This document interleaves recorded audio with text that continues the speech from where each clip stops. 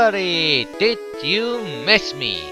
Dr. John is back with more continuation to Pokemon Yellow. Sorry guys that this update has been taking so long once again, but I seriously had some bad commentary days coming on since the previous episode on this LP. I don't know what the heck was going on. I just couldn't get an acceptable level of commentary out. So yesterday I decided to do that as a sort of a compensation, that pilot for a possible mini-series I might consider doing, the Let's Rage on the Up 2 video, which is heavily inspired, if you got a good guess it, although I really didn't display it that well in the video. It's, well, let's just say after you've watched like about what 30 episodes straight of Beauty Buys Happy Wheels episode, you gotta have the urge to do something similar. I mean, that's just freaking hilarious. The guy's a freaking genius despite being a Swedish. I'm kidding, sorry to any Swedish who may be watching this, I didn't mean it. It's just that, well, being a Finnish, it's kinda somehow pretty into my genetic blood to make jokes about Swedish people. I don't know, is it true, but goddammit, there are just way too many Finnish versus Swedish jokes out there. I mean, my god. Wow, how did this conversation went there all of a sudden? Jesus. Okay, anywho, sticking to the matter at hand, Pokemon Yellow. In the previous episode, that was a rather long one, squeezed into acceptable amount of time, we defeated all of the trainers here on SSN Cruiser Ship.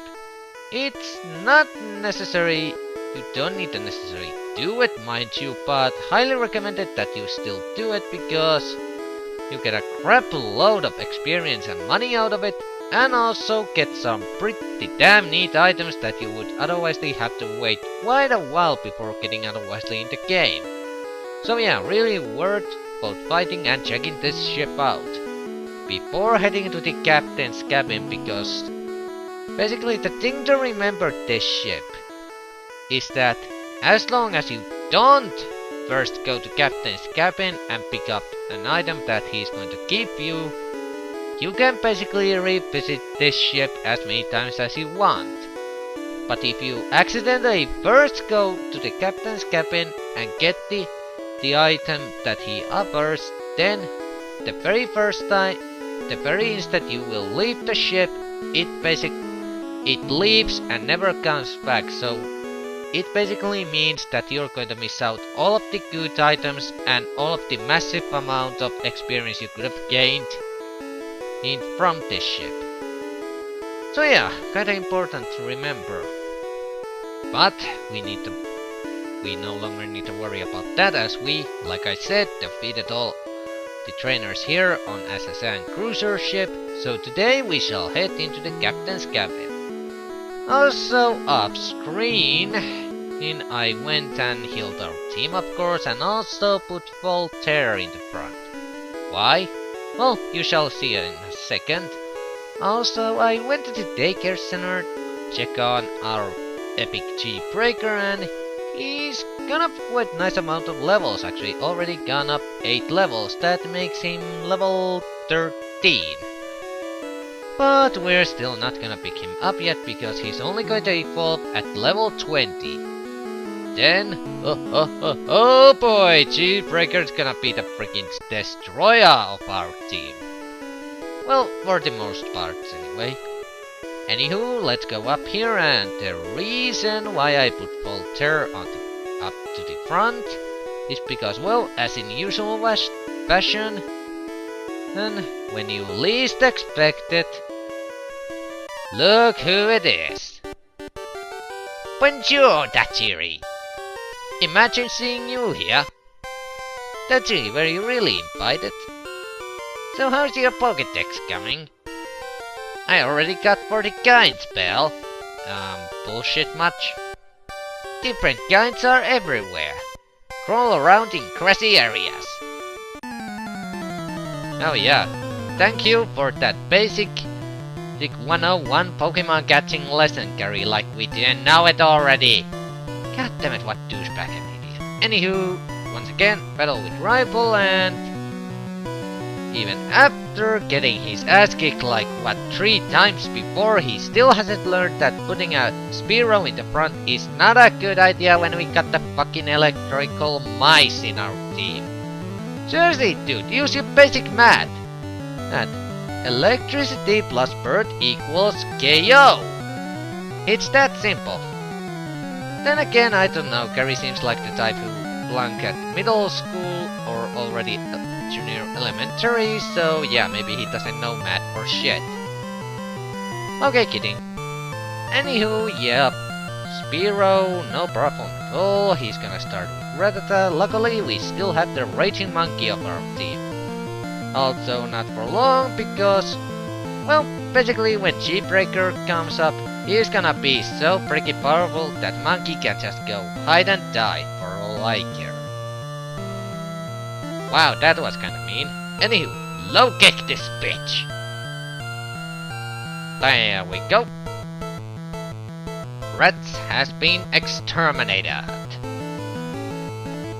And next he's gonna bring out Sandshrew, which was a kind of a pain in the ass to deal with before, but not anymore because we got the goddamn Ivysaur. Go out there and whip slash him. Give him some Wind Whip. Wind Whipper. Ooh, almost got it. Yeah, you just scratch the plant. Yeah, that's really gonna help you.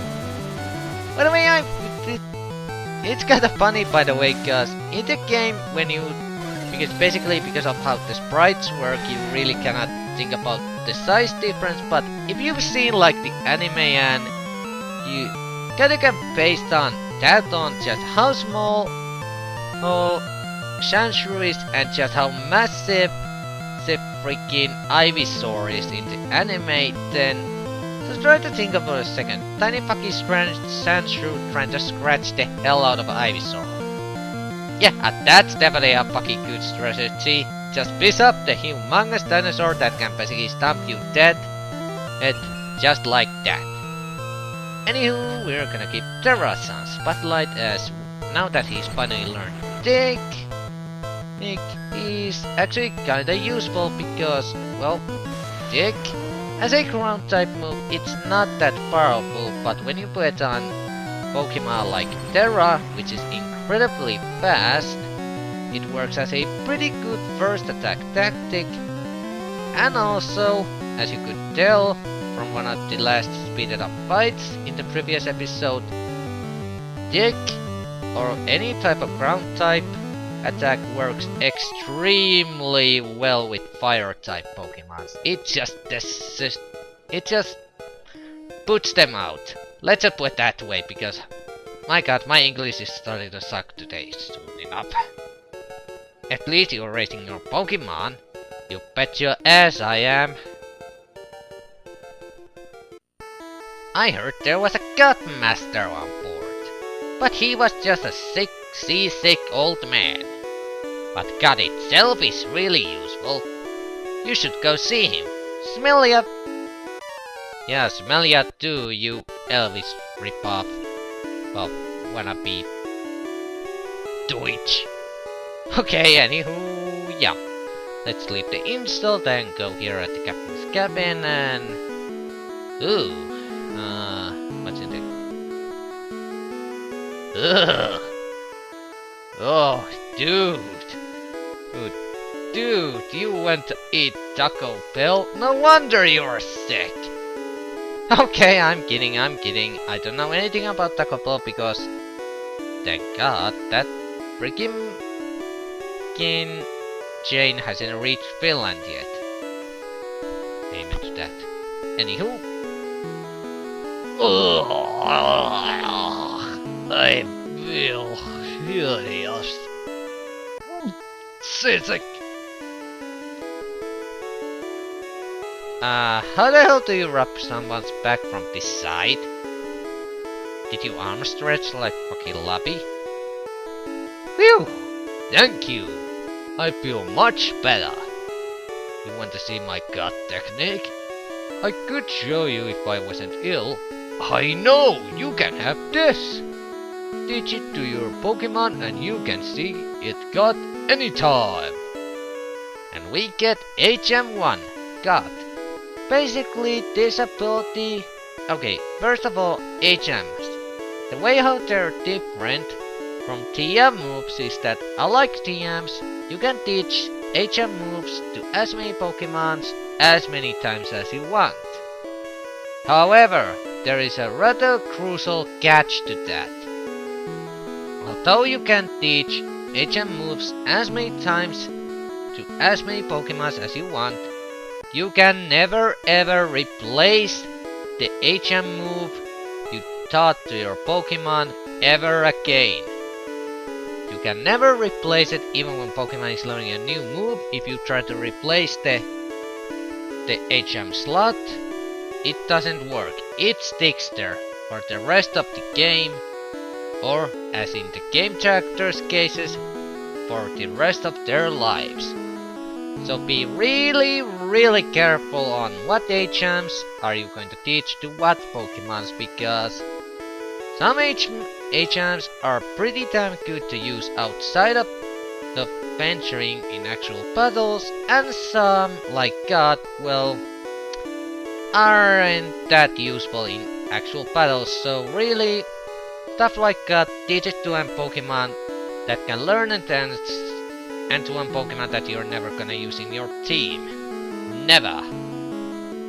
Anywho, we've gotten everything we wanted here, including the HM, so now that we leave the ship, it sails away. Bye bye SSN. Watch out for any icebergs, we don't want you to sink like that certain another fantastic cruiser ship.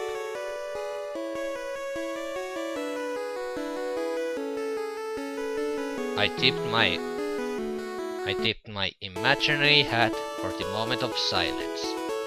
Anywho, wow, that was kind of a dark second there. I apologize. Anywho, now that we have the HM got, now a few things that we can do. Well, the first most obvious spot to use it would be to get to the gym.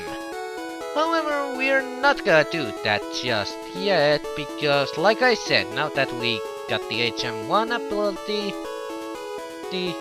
from the SSN, we are now pretty much, we have no reason not to backtrack a little through Digglet's game. However, I still need to teach the move to a certain Pokemon and also make some other preparations, so this is gonna take a few minutes, so I'll see you just in a second.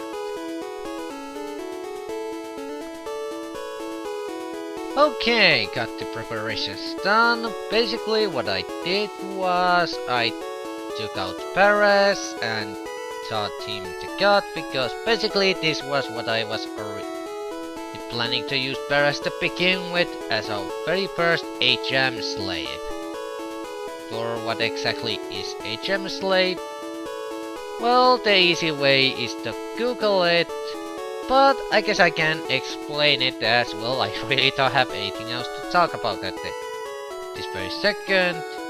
Oh yes, and I also recommend taking up, if you followed my advice and catch yourself 2 Clefairies, I would recommend taking the one that either is a little bit lower leveled or just generally one of the 2 Clefairies you had. Trust me, kinda you really want to have it, and also you better keep Drowsy in your team, because, well, let's just say once we backtrack, we're going to find out that Drowsy has a kind of an interesting advantage, or sort of a little, shall we say, boost up here in the first generation that no other psychic Pokemon has, outside of a certain and very special one. Oh yes, and also since you can actually buy it from the mart here at Vermilion City, I also bought a scrap load of repels. Trust me, you are going to love this item. in case I didn't explain already, repel basically makes sure that you won't run into any random encounters for a certain period of time. Under few conditions. The thing is, the effectiveness of repel is to remind of the Pokemon that you are keeping in your front. In your front. Okay, there we go. God, starting to stumble again. Anywho, for example, since we have Volterra as our leading team member right now, basically when we use repel, that basically means that any Pokemon under level 22 who isn't going to attack us. But if a wild Pokemon over level 22 appears, then, well, it's just basic random encounter. That's the only restriction to repel, so you really want to make sure that you have your strongest Pokemon on the front, especially when going through some annoying caves. Okay, that's it. Let's hit in. Actually, I'm just gonna save so that I don't need to. Nah, screw it. Let's just go. Let's not waste any time, and now let's get to explaining. HM Slave. Now, there are some Pokemons in this game that can learn HMs more than other Pokemons, and overall, one of the most famous strategies to use in these games, especially to speed it up a little, is to catch one or two Pokemons into your storage that you're going to use solely for the HM Slave purposes, meaning that you're only going to teach them some necessary HM moves that are required to move forward in the story. That's basically an HM Slave for you. Now, mind you, not all HMs are recommended to teach only to HM Slaves, because later on we're going. Oh my god, is this what I think it is? Oh no no no no no no no no no no no! This is bad. This is okay. I was going to bring this up at some point, but yeah, meet the second inhabitant of freaking up the goddamn Digglet's cave. Dugtrio near level 13. This is definitely the strongest thing that you have ever faced up to this point of the game. So my recommendation would be just running like hell, or if you're really daring, you can try to catch this if you didn't catch Digglet already. But personally, I just like to run away, which that even isn't going to be easy because Dugtrio is such a stubborn son of a bitch that he won't let you go unless he's done at least taking you down to red health. So yeah, this guy might actually take out quite a big bundle of our team if I don't manage to actually run away from here. I'm tempted to just run on the first try, but I doubt that's going to win, so gonna use double team, just in hopefully that if it decides to attack, it might actually miss. Oh god, Dugtrio. Whew! Got away! Thank god! So yeah, Dugtrio. Whew, that son of a bitch scared me. Definitely the most scariest thing you can face in this game. Okay, what was I saying? Oh yes, not all HM moves are recommended to teach only to HM Slaves, mind you, because some of the HM moves that we are going to get later in the game are really damn good as in attacking moves also, so then you actually want to teach them to some of your decent team member Pokemons, or even to the strongest ones, because trust me, on a strong Pokemon, a right HM move can do a crap load of damage. Anywho, now that we backtrack out of the Digglet's cave, do you recognize this area? Yup, we are right about here where we entered the Pewter City. But if we go down this way, we can track all the way back to Viridian City, skipping the Viridian Forest. However, there's these trees here, so you really wanna have a gut HM Pokemon. But in this house, let's see if I'm correct. Yes, I am. Okay, remember when I said that you want to bring at least one of the 2 cliff fairies that you may have got here? Or at least take it with you if you decide to go backtrack through Digglet's cave? This is the reason why. This guy is going to trade Mr. Mime for it.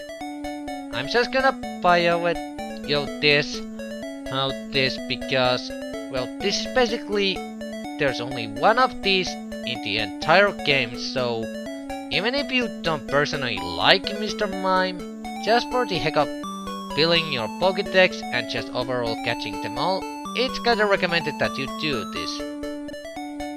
But if you want on an actual battle point of view, Mr. Mime,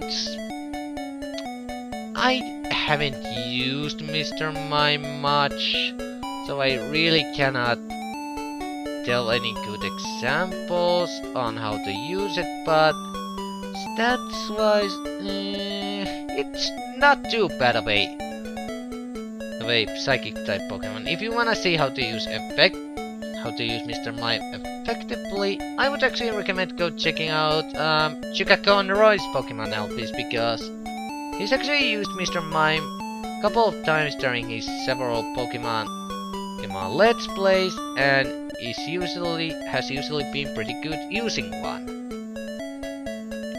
So if you want to know just how effective Mr. Mime can be at best, I would actually recommend go checking out his LPs.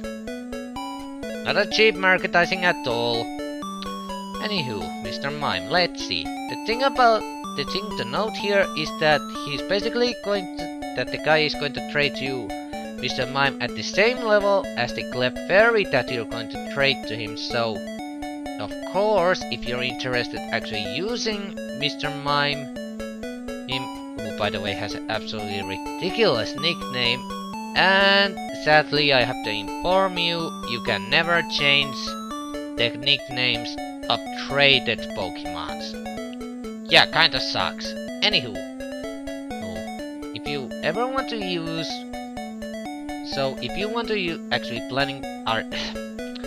Okay, let's try again. If you're actually planning to use Mr. Mime, I would actually recommend beefing up one of the 2 Clefairies you may have, and then trading it here. That way you can at least basically ensure that you're going to have a Mime that's not so much behind levels.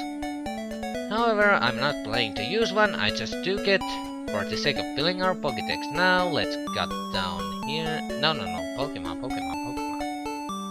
And cut! We are going to head down this road, because I believe in here, if we talk to this Professor Oaks 8. Ah yes, if you got 10 kinds of Pokemons, which you most definitely should have at this point of the game, if you don't, then I don't know what the heck's wrong with you. No, he's going to give you HM1, Flash. Flash is another one that's not really that useful in actual Pokemon fights. But it is necessary to get through one of the dungeons later in the game, and overall through most of the dungeons in the game. So yeah, it's not completely useless as far as story usage goes. Okay, that was terrible English. But yeah, it's not that good as a battle move, because basically all it does is to lower enemies' accuracy, which, I don't know, it might be a little bit stronger than Sand Attack, but personally, if you want to avoid enemy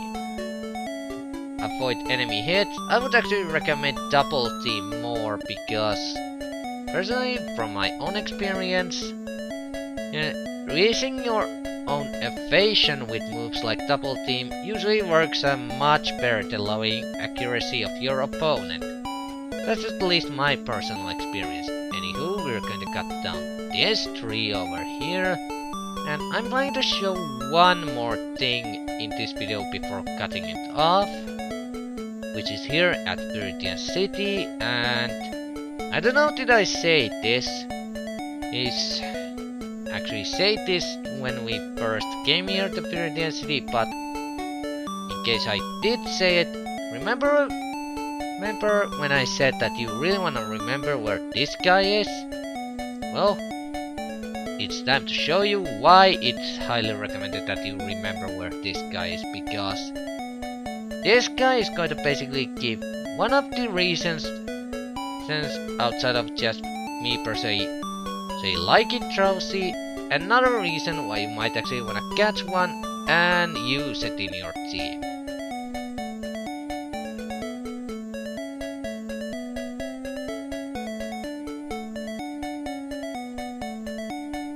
Indeed spooky, and we get TM42, which is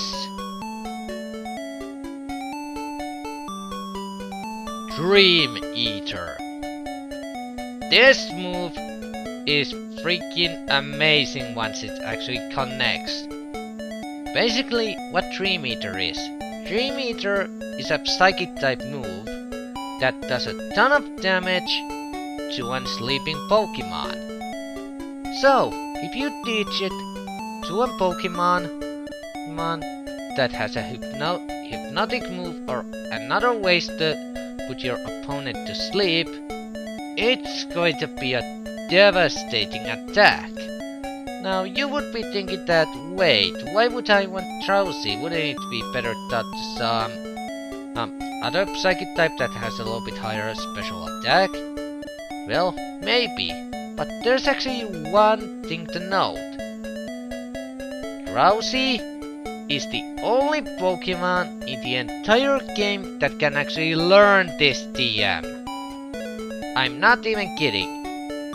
Drowsy is the only Pokemon that can learn this move through TM. Any other psychic type either has to have that move installed into its move list, or then it will never learn it. So yeah, this is one hell of a buff up for Drowsy. And I'm just going to teach this because well, once Drowsy gets this, he might actually gain some spotlight during this LP, because this move is going to do some serious damage to poison types and fighting types. Trust me, they're going to fear the name of Drowsy after this one.